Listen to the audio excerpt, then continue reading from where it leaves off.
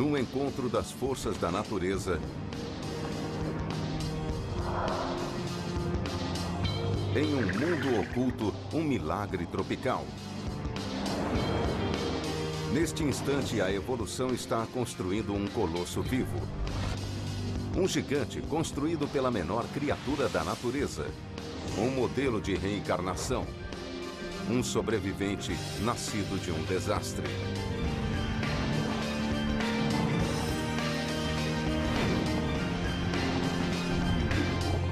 A Grande Barreira de Corais.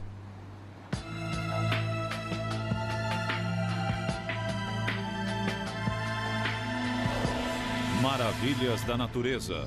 A Grande Barreira de Corais.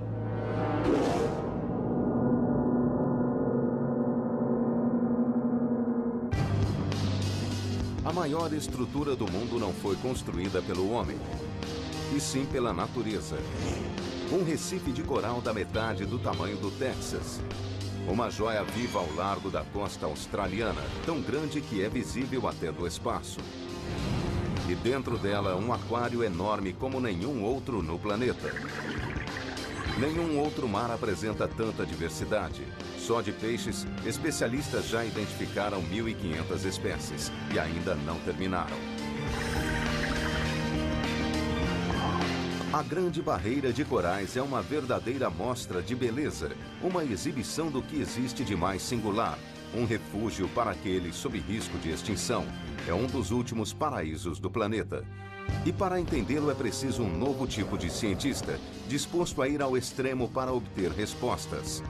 O Recife é um mistério que não pode ser solucionado em laboratório.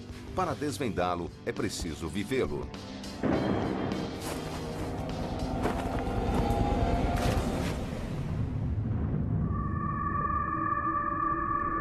A beleza nada lado a lado com a violência. Aqui os peixes têm a menor expectativa de vida do planeta. Contudo, o Recife é uma orquestra de viventes.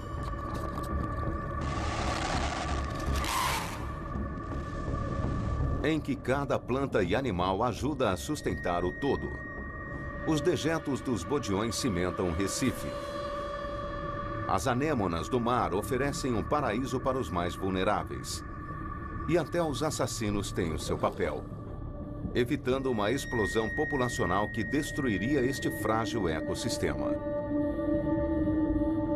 A vida não só habita aqui. O próprio Recife é construído por um de seus menores inquilinos.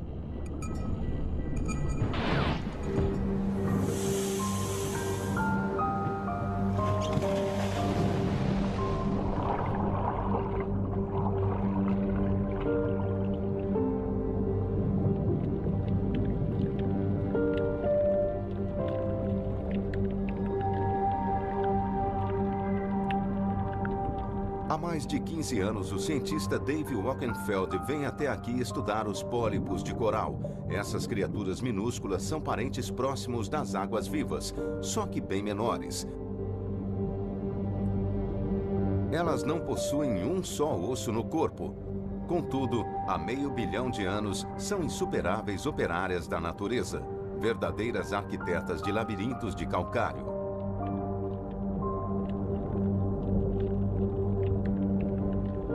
Observando a superfície desses corais, dá para ver centenas de minúsculos pólipos.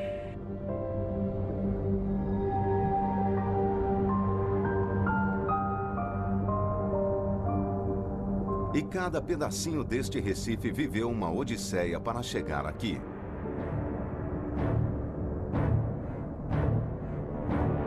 O coral começa sua vida em forma de larva, flutuando livremente pelo oceano. E para cada uma delas, as chances de sobrevivência são mínimas. Elas têm de evitar milhões de bocas ao cruzar até 1.600 quilômetros de mar aberto. Menos de 100 mil completam a jornada. E a seguir, enfrentam seu segundo obstáculo, encontrar o local perfeito para parar. Cair sobre a areia ou sobre um afloramento apinhado é morte certa. As poucas e preciosas larvas sobreviventes iniciarão uma colônia. Uma vez assentadas, as larvas se desenvolvem e se transformam em pólipos, com tentáculos para retirar o alimento diretamente da água. À medida que o pólipo cresce, cria uma parede de calcário à sua volta e então se multiplica. Cada pólipo pode produzir milhares de descendentes que trabalham juntos para criar uma fortaleza viva, um recife de coral. Em poucos anos, um único pedaço de coral pode abrigar até 25 mil pólipos. Todos descendentes do fundador original.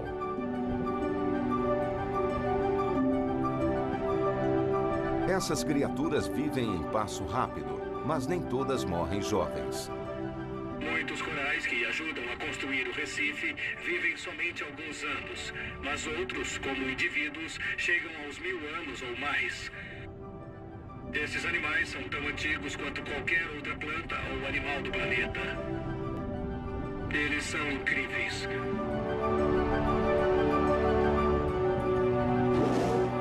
Aqui os pólipos trabalham com a força total.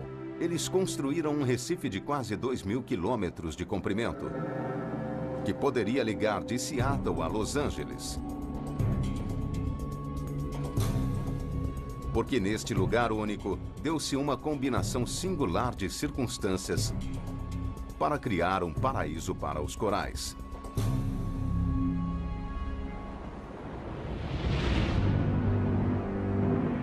Todo o Recife está alojado sobre uma borda parcialmente submersa da costa australiana, conhecida como plataforma continental. Outros continentes têm plataformas, mas nenhuma como esta. Ela é imensa. Em alguns lugares chega a ter 160 quilômetros de largura. E como nesta plataforma, é verão o ano todo.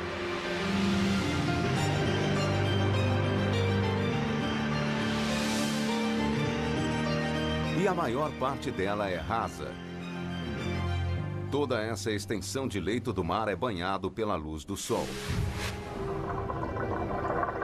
Para os pólipos, a luz é tão importante quanto o calor, porque dentro de seus tecidos há uma planta.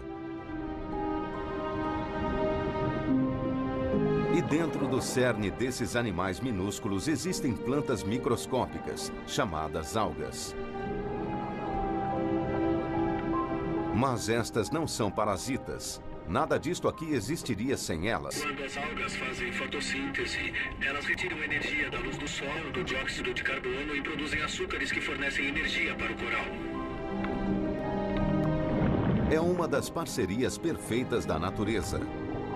Ao capturar a energia da luz do sol, as algas recarregam o coral, fornecendo a ele até 20 vezes mais energia e alimentando o rápido crescimento do Recife. Quando o primeiro coral chegou à costa leste da Austrália, encontrou o lugar ideal para ser seu lar. Um local enorme e raso, onde capturar a luz do sol. Trilhões se seguiram a ele no maior projeto de construção que o mundo já testemunhou, explorando cada pedaço da propriedade.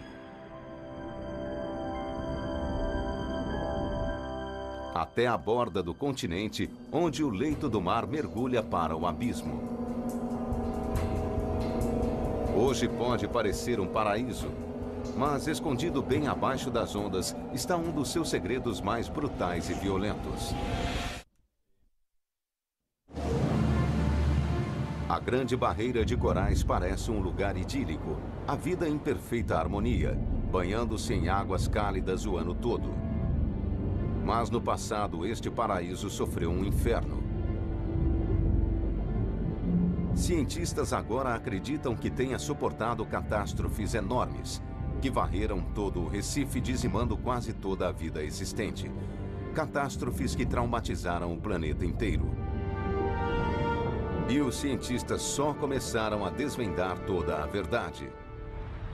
Nos limites externos do Recife há evidências de uma anomalia.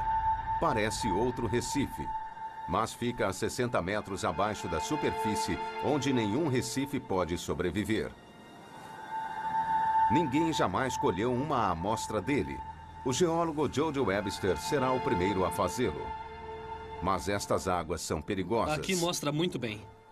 Para poder trazer de volta um pedaço desse mistério, a sua equipe de mergulhadores arriscará a própria vida. Temos vários problemas, correntezas, marés, ondas. Nunca estivemos aqui antes, nem mergulhamos tão fundo. Para começar, tem bem menos luz do que perto da superfície. E uma respirada lá embaixo equivale a 6 aqui em cima.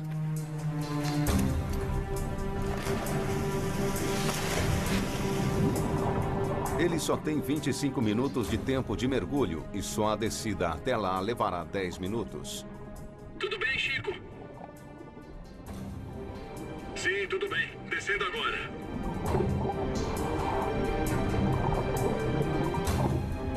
Acabando de passar os 10 metros. Câmbio. A vida marinha está concentrada no topo do oceano. E quanto mais descem, mais difíceis ficam as condições. A visibilidade não está muito boa. Câmbio. A apenas 18 metros, a incidência de luz é só um quarto daquela na superfície. As cores produzidas pelos raios de sol desapareceram, deixando um mundo banhado no mais frio azul. Para as plantas, isso sinaliza o início da zona da morte. Chico, para que lado você acha que fica? Nesta direção. 30 metros. Para viver, o coral precisa que a temperatura da água esteja acima dos 22 graus. E quanto mais fundo eles descem, mais frio fica. Cheguei à marca dos 40 metros. Já gastei metade do cilindro e ainda falta muito para descer. Câmbio. E finalmente o alvo fica ao seu alcance. Só estou começando a ver o fundo agora. É a borda dele, que tem 50 metros. É um afloramento evidente e é bem grande. A parede é quase vertical, olha só. O Chico tá passando pela borda agora. Lá vamos nós, para o abismo. A 45 metros, eles estão entrando em um mundo onde os corais duros não conseguem sobreviver. Aqui embaixo existem apenas corais moles especializados, como estas gorgônias. É a última fronteira de vida no Recife. E os mergulhadores chegam ao seu objetivo. Um cômoro enorme, a quase 60 metros de profundidade. Eu só vou pegar essa amostra. E confirmando a profundidade, 58 metros. Aqui, o ar que eles estão respirando está sob pressão, compactado para que haja mais gás em cada inalação. Eu acho que tenho mais uns 10 minutos de ar, Chico. Eles precisam torcer para a rocha ceder antes É deles. uma coisa bem dura. Vamos pegar a amostra aqui mesmo. Ok, peguei a amostra.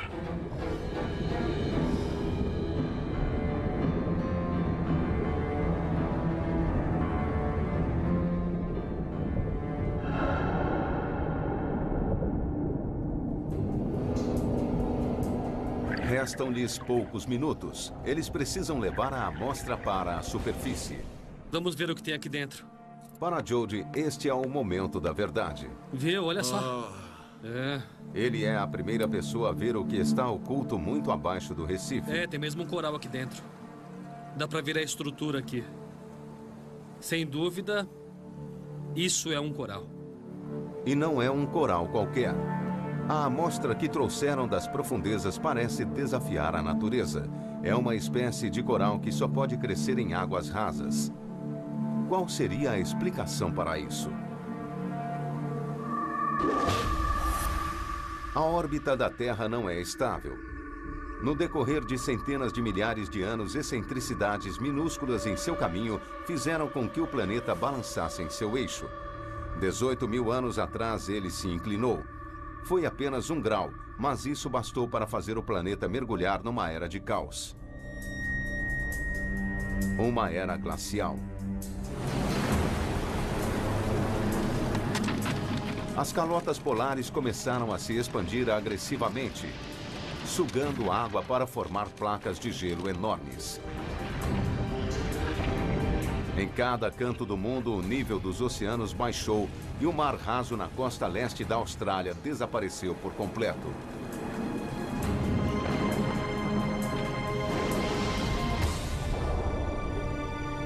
Elevado, um recife ressecou exposto ao ar e ao sol forte. 1 trilhão de criaturas minúsculas morreram em seu próprio lar. Para o coral foi um apocalipse.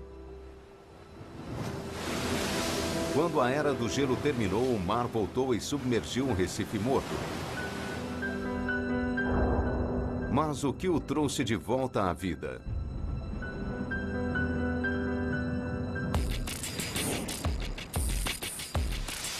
A resposta está nos limites externos do recife.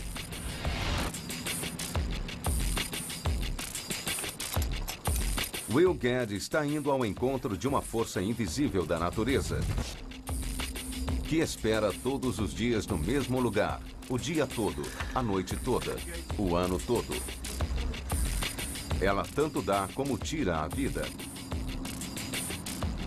Este é um dos pontos de mergulho mais famosos que existe aqui. Estamos no topo do Recife Marginal número 10. Ali do outro lado dá para ver a onda arrebentando. Aquilo é mar aberto.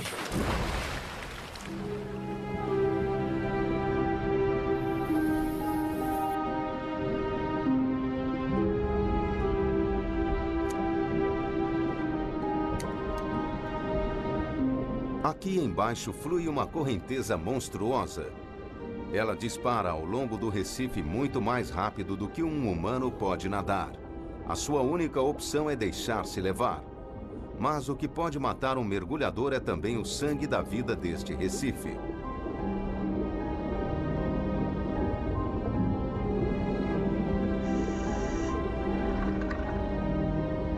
Chama-se Corrente Leste Australiana e é o segredo de como a Grande Barreira de Corais ressuscitou dos mortos. Ela tem mais de 160 quilômetros de largura, 460 metros de profundidade e carrega para o sul cerca de 30 milhões de toneladas de água por segundo, 2.000 vezes o fluxo do rio Mississippi. Ela carrega um suprimento constante de larvas de coral de outros recifes em outros oceanos, prontas para reparar quaisquer danos que o coral tenha sofrido, por maiores que sejam.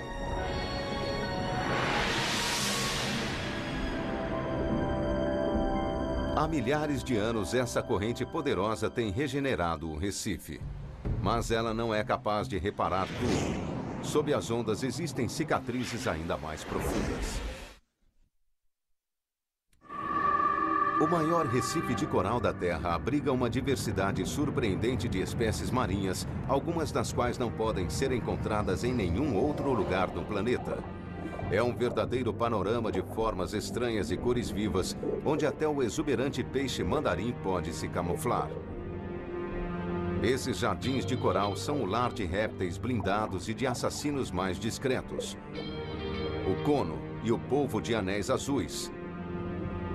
Delicado, gracioso e com veneno suficiente para matar 2 dúzias de pessoas. E mais no alto pairam gigantes, raias jamanta e baleias mink. É o ecossistema mais diversificado conhecido pelo homem, mas este mundo era muito diferente. Onde hoje nadam peixes, voavam pássaros e toda esta floresta de coral já foi um emaranhado de árvores e arbustos. E este homem pode prová-lo. Numa área remota da costa australiana, o geofísico Thomas Stiglitz está procurando a última coisa que se esperaria encontrar no oceano: água doce. Estamos indo até uma praia no extremo norte. Fica numa comunidade aborígene, onde nos disseram que existem muitas nascentes na praia.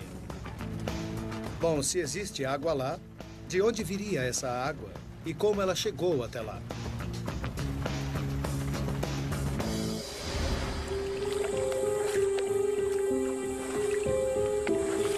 Eu acho que em algum lugar por aqui parece haver uma das grandes. Eu só estou tentando encontrá-la. Na verdade, é uma tarefa bem traiçoeira. Tem areia movediça nas praias e você pode cair nela, porque a areia é muito macia. Aqui está. Encontrei, eu acho. Uma nascente. E o que sai daqui é água doce, que pode ser bebida.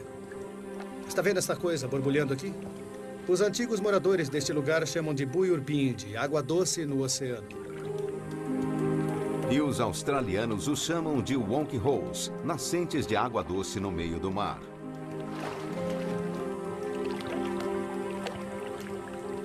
E é mesmo uma sensação esquisita. Quando se está no meio do oceano, pensa que com isso toda a água aqui deveria ser salobra, mas não é. Mas de onde vem a água doce? Existem pelo menos 200 nascentes como esta. Algumas têm até 18 metros de largura e outras podem ser encontradas até 30 quilômetros mar adentro. A pista para sua origem está em sua localização. Elas são encontradas do outro lado dos deltas de rios, pois escondidos sob a superfície existem rios subterrâneos muito remotos. É uma evidência de que em algum momento no passado, onde a grande barreira de corais existe hoje, não havia água, era tudo terra. Hoje, sob a superfície, existem canais que levam água doce para o mar. Esta rede oculta foi criada durante a última era do gelo. Todo este lugar foi transformado. O nível do mar caiu em 130 metros e apenas os rios fluíram pelas terras recém-criadas. Eles transformaram o leito do mar em uma paisagem verdejante onde árvores e arbustos prosperavam.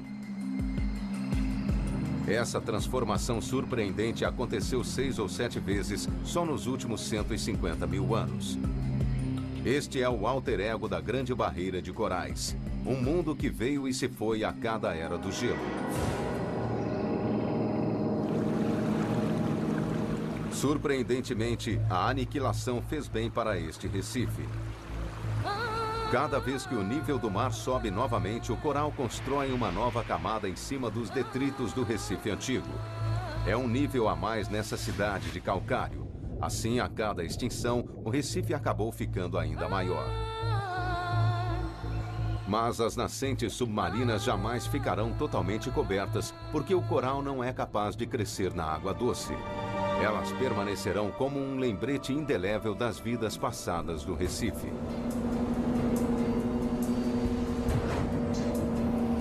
Mas as origens do Recife remontam a um passado ainda mais distante, e para entendê-los é preciso solucionar um dos maiores mistérios do Hemisfério Sul.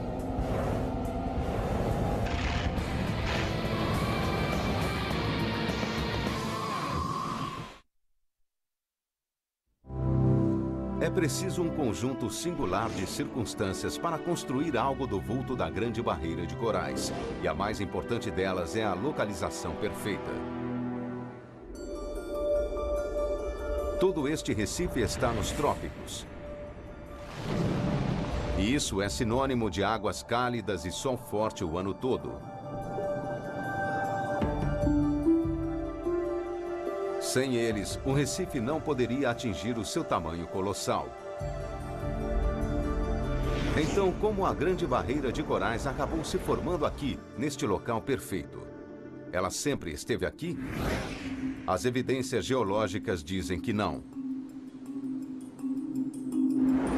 Incrivelmente, parece que a vida na Austrália começou na região mais meridional possível, como parte da Antártida. Fria e escura demais para este Recife épico. Mas as evidências dessa transformação incrível não estão no mar, e sim em terra. Algo muito grandioso transformou este lugar em mundo escuro e frio num cálido paraíso tropical. A resposta está encerrada em uma cadeia de montanhas que se estende pela costa leste da Austrália como uma espinha dorsal rochosa, chamada de Grande Cordilheira Australiana. O superdetetive geológico Kurt Nessel está caçando a montanha certa, uma que contenha as respostas. Mas esta cordilheira tem 3.200 quilômetros de comprimento, portanto ele trabalha com o parapentista Will Gadd para cobrir mais terreno.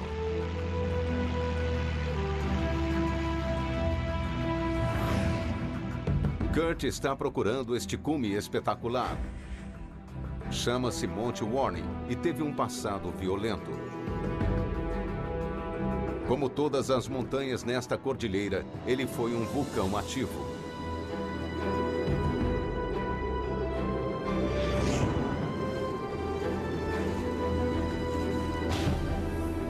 Bom, estamos olhando para o núcleo do vulcão que é conhecido como Monte Warning. Aquele cume está a um pouco mais de 1.100 metros. Mas quando estava ativo, o cume desse vulcão ficava a 1.800 metros de altura. Milhões de anos de ventos e outros elementos climáticos o desgastaram. 160 quilômetros ao norte estão as montanhas Glasshouse, tudo o que resta do interior de outro vulcão enorme. Para entender como a Grande Barreira de Corais começou, eles precisarão de amostras dos cumes das duas montanhas. Mas esta tem cerca de 460 metros de altura. Não é o lugar mais acessível do mundo.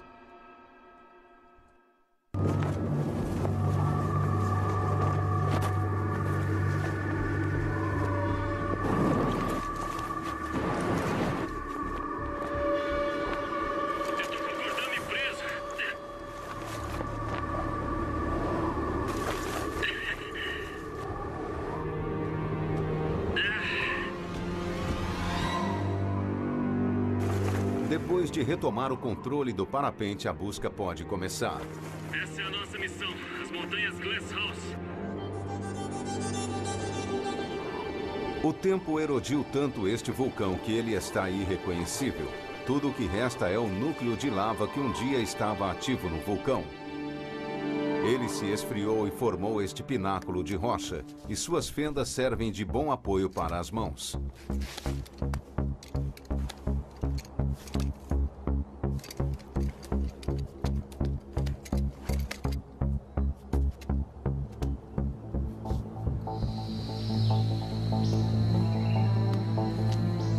Agora, Kurt está nas encostas menos erodidas do Monte Warning, que foram formadas por poeira e cinzas de antigas erupções. Mas não é disso que ele precisa. Ele está procurando por uma amostra de lava intocada. E a acaba encontrando bem no alto do Monte Warning. A rocha, como você pode ver, está muito desgastada. Mas a maior parte dela em si e os cristais no seu interior ainda estão intocados. E são datáveis. Toda lava tem uma assinatura química que revela aos cientistas a sua origem e a época em que esteve ativa. E quanto mais alto no antigo vulcão, mais intocadas as rochas.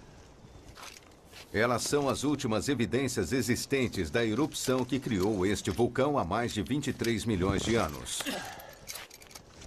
E somente elas poderão revelar toda a sua dimensão.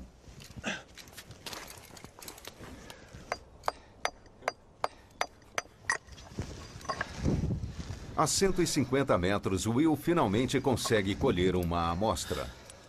Agora só tem que descobrir como descer.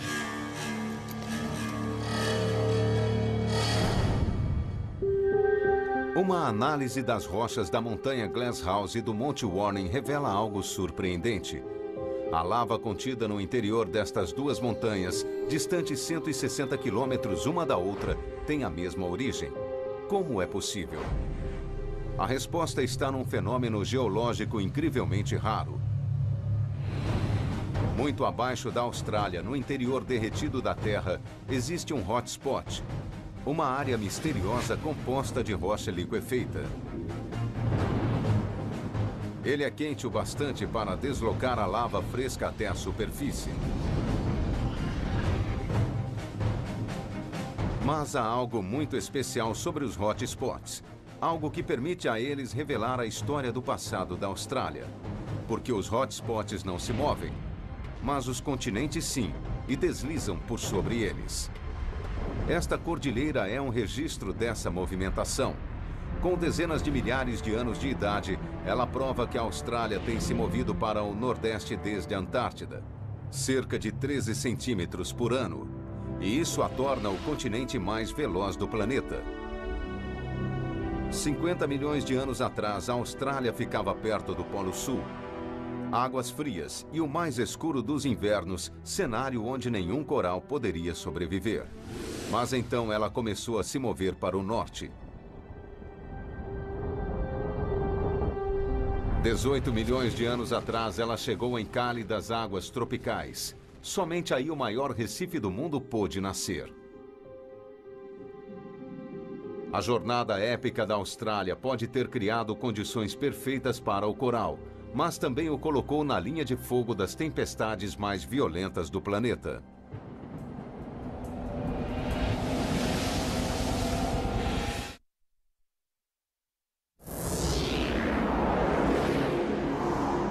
Durante milhares de anos, as condições que criaram o maior ser vivente do mundo estiveram em perfeito equilíbrio.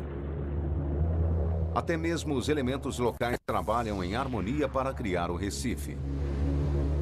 Localizado nos trópicos, o Sol atinge a água em um ângulo tão preciso que praticamente nenhum calor é refletido. Ele é todo absorvido pelas cálidas e férteis águas. Mas nem tudo aqui é tão benigno. Algumas das forças mais brutais da natureza atuam neste mar. Vindos do oeste, os ciclones acumulam força enquanto viajam velozmente pelo Pacífico. Mas o Recife descobriu uma maneira de se proteger.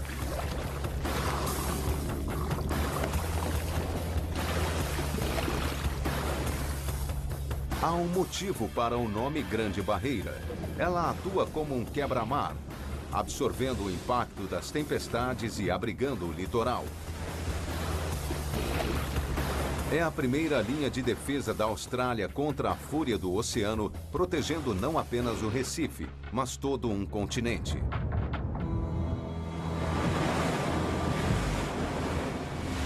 Mas como algo tão frágil sobrevive a esse ataque constante? De fato, ele não só sobrevive, como milagrosamente prospera.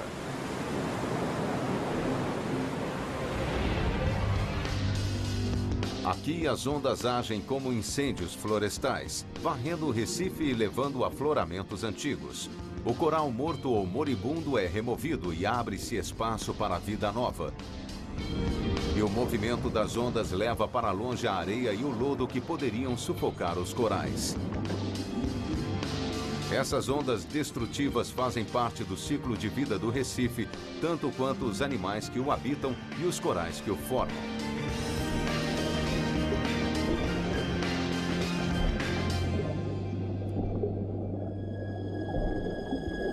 Mas há um outro milagre aqui.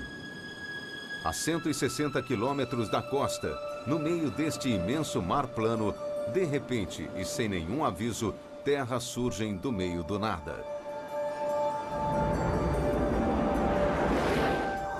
Aqui, ilhas surgem e desaparecem o tempo todo. Mas o que as cria? Esse processo mágico é mais facilmente visto do ar.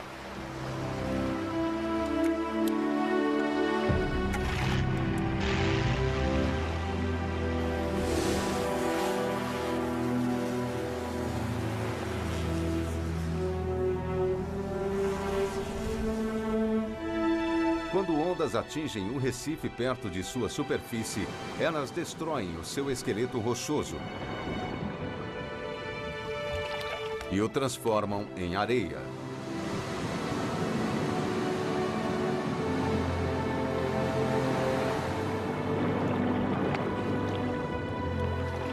A areia vai assentando uma camada após a outra até que finalmente emerge uma ilha.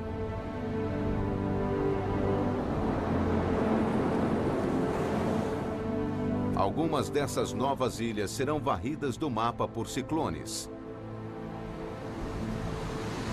Mas com a ajuda vinda do alto, as ilhas podem resistir e até crescer.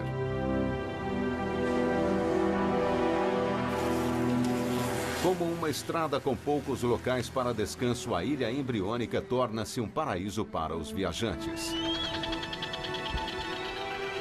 Estas aves deixam sementes em seus excrementos que acabam se tornando plantas, dando coesão à areia da ilha e protegendo-a do poder destrutivo das tempestades. É todo um paraíso saído do mar, consolidado pelos animais que nele vivem. Hoje, os elementos que sustentam o Recife estão em sintonia: o sol, o vento e as ondas. Mas não é preciso muita coisa para desequilibrá-los e causar um evento desastroso nesse Recife imenso.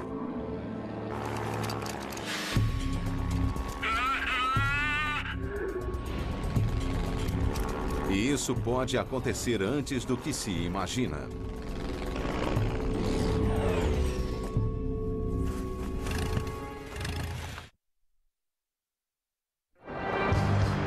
$18 milhões de anos atrás, uma série de eventos notáveis conspirou para criar a Grande Barreira de Corais. A migração de um continente, a pujança de um oceano e a força máxima do Sol tropical. O resultado é um mundo tão resistente quanto belo. Ele já passou por numerosas catástrofes e todas as vezes ele se recuperou. Mas hoje a Grande Barreira de Corais enfrenta o seu maior desafio: o homem. Ao longo das últimas décadas, as evidências de nossa influência sobre o Recife vêm se tornando palpáveis. O biólogo marinho Uwe Heg Guber está na linha de frente para protegê-lo. Hoje ele está aqui para procurar um de seus maiores inimigos, uma única criatura com o poder de destruir o maior recife do mundo. Mudanças relativamente pequenas nas condições podem provocar uma explosão populacional em algumas espécies. E uma delas é a estrela do mar coroa de espinhos. Este animal de aparência vil cresce até 90 centímetros de largura. Ele tem o corpo coberto de espinhos venenosos e o seu alimento favorito é o coral. Ele pode atacar o Recife aos milhões, atacá-lo e comê-lo vivo. Como todas as estrelas do mar, ela tem a incrível capacidade de exudar o estômago quando está se alimentando. Este buraco digere o coral e depois suga tudo que tem dentro dele, deixando apenas o seu esqueleto. Essa estrela do mar é capaz de produzir 6 milhões de filhotes todo ano. Normalmente, poucos sobreviveriam, mas agora o homem os está ajudando. Fertilizantes originários de fazendas no interior são carregados pelos rios até o Recife.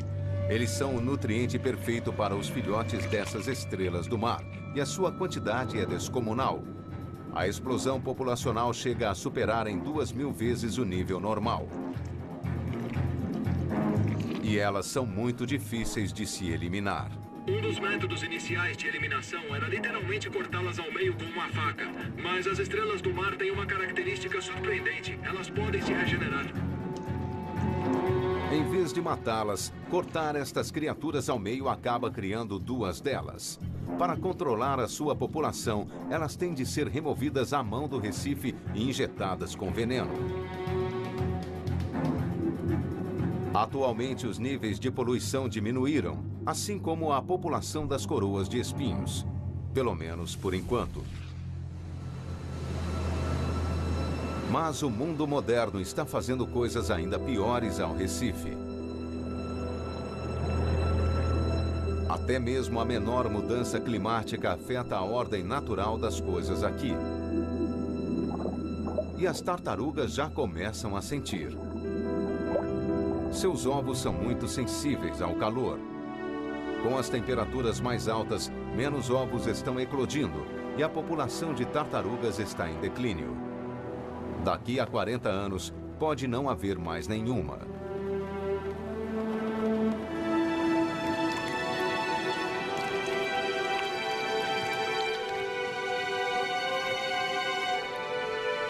E o próprio coral corre grande perigo, porque a temperatura da água é uma questão de vida ou morte. Uma mudança de apenas 1 ou 2 graus pode extingui-lo. Mas os cientistas estão descobrindo que o coral não é totalmente indefeso. Ele tem um mecanismo de proteção inacreditável. Se a temperatura fica muito alta, o coral responde e tenta mudá-la. Ele segrega uma substância química invisível que flutua acima da superfície da água e ajuda a promover a formação de nuvens, que fornecem sombra nos dias mais quentes. É um mecanismo surpreendente, mas que aparentemente vem sendo sobrepujado. Recentemente, o coral tem dado sinais de não suportar mais. Porque quando fica superaquecido, ele se autodestrói, expelindo algas que vivem com ele. E ele fica pálido, num processo conhecido como descoramento. É uma medida desesperada que acabará por matar o coral.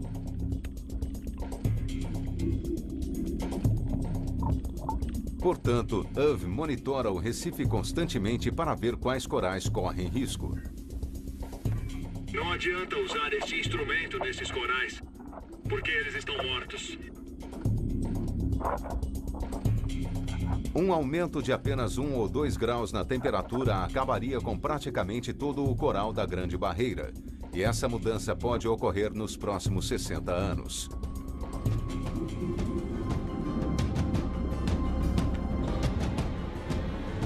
Nada de corais, nem peixes, nem vida. Já descobrimos que o CO2 que colocamos na atmosfera é responsável pelas mudanças súbitas na Grande Barreira de Corais. O que acontecer a seguir dependerá de nós. E este não é o único efeito do aquecimento global. À medida que os níveis de dióxido de carbono aumentam na atmosfera, os níveis de acidez do oceano também aumentam, dissolvendo os corais vivos.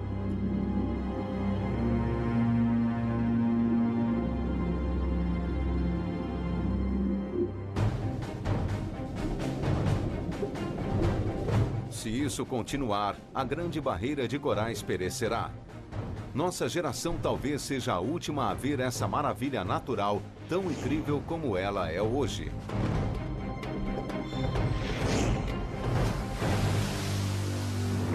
No entanto, se existe uma coisa que o passado nos ensinou, é que o Recife sempre se recupera. Mas a grande questão é, estaremos por aqui para ver isso? Versão brasileira, DPN Santos.